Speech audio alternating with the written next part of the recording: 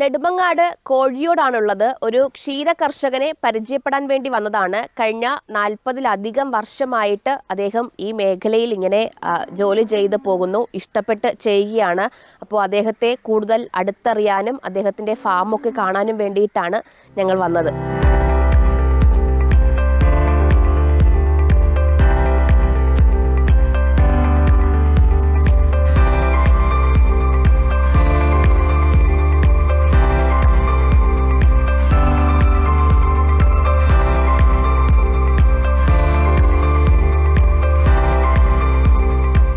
ചേട്ടാ ജോലിയിലാണോ?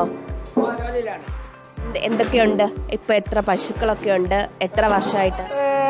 18 പശുവുണ്ട്. 18 പശുവുണ്ട്, 2 എരുമയുണ്ട്, പിന്നെ കുറെ കന്നുകളുണ്ട്. എങ്ങനെയാണ് നമ്മുടെ ജോലി തുടങ്ങുന്നതൊക്കെ എപ്പോഴാ? ജോലി തുടങ്ങുന്നത് രാത്രി 3 മണിക്ക് ഇതിനെ കുളിപ്പിക്കാൻ തുടങ്ങും. 3 മണി കഴിഞ്ഞ് ഒരു 5 മണി കഴിഞ്ഞിട്ട് ഇതിന് ആഹാരങ്ങൾ കൊടുക്കും.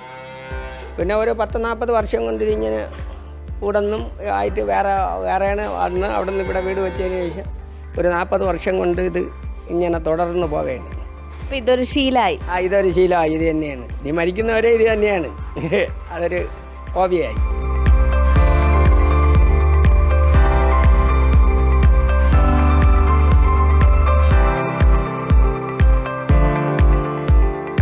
വീട്ടിലിപ്പോൾ എൻ്റെ വൈഫും ഞാനേ ഉള്ളൂ.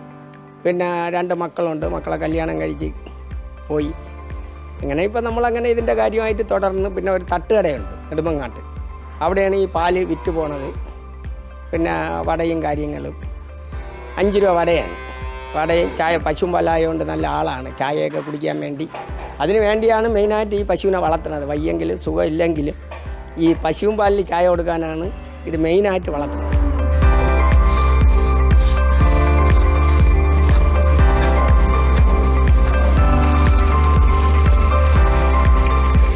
നാട്ടില് പ്രധാനമായിട്ട് എല്ലാ സ്ഥലത്തേക്കും പാല് പോകുന്ന ഇവിടെ നിന്നായിരിക്കും. വന്ന് കുറേ ആളുകൾ വാങ്ങിക്കൊണ്ട് പോകും.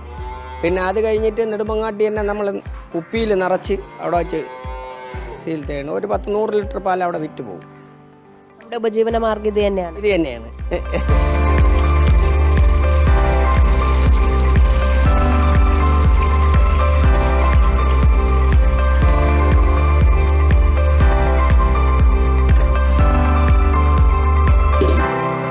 ഇവിടെയൊക്കെ കുഴപ്പമില്ലായിരുന്നു. ഞാൻ ഒരു 5 പശുവിൽ തുടങ്ങിയാണ്. 5 പശുവിൽ തുടങ്ങി 10-40 പശു വരെ ആയതാണ്. പിന്നെ ഈ വീടിരിക്കുന്നിടത്തൊക്കെ പശുവായിരുന്നു. അതൊക്കെ വിറ്റ് ഇപ്പോൾ ഇവിടെ ഒരു 10 രൂപ വരും. പിന്നെ വേറെ ഫാമുണ്ട്, അതിപ്പോൾ ഞാൻ എൻ്റെ മരുമകൻ ഏറ്റെടുത്ത് നടത്തുകയാണ്.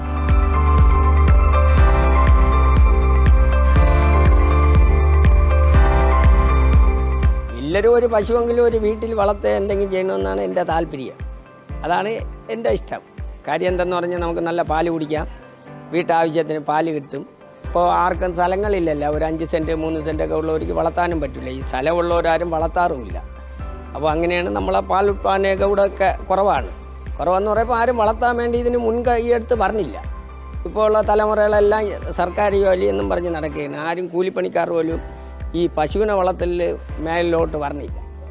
അത് വരണം. ഈ സ്ഥലവും സമയവും ഒന്നും ഇല്ല എന്ന് പറയുന്നവരോട് എന്താ ജോണി ചേട്ടന് പറയാനുള്ളത്? അതിന് സമയം നമ്മൾ കണ്ടെത്തണം. ഇതിന് പ്രത്യേക സമയമൊന്നും നമുക്ക് ഇത് നോക്കാറില്ല. കാര്യം എന്നാൽ ഒരു 2 പശു ഉണ്ടെങ്കിൽ കാലത്ത് തന്നെ നമുക്ക് അതിൻ്റെ പണി ചെയ്താൽ കറക്കാൻ ആളുണ്ടെങ്കിൽ വേറെ വിഷയമല്ല. ഇപ്പോൾ മെഷീനുണ്ട്, നമുക്ക് തന്നെ സ്വന്തമായിട്ടെല്ലാം ചെയ്യാമെന്നുള്ളേ ഉള്ളൂ. അത് താല്പര്യപ്പെട്ട് വന്നില്ലെങ്കിൽ നമ്മളെ ഈ ഈ കേരളത്തിൽ ഇതിൻ്റെ നില അങ്ങ് നിന്നു പോകുമെന്ന് പറഞ്ഞാൽ ഈ നാടൻ പാല് കിട്ടൂല. എന്ന് വെച്ചാൽ എല്ലാവരും ഈ ചാണകനാറെന്നൊക്കെ പറഞ്ഞു കൊണ്ടുപോയാലേ ഈ കിട്ടൂല, നമുക്ക് നാടൻ പാല് കിട്ടൂല.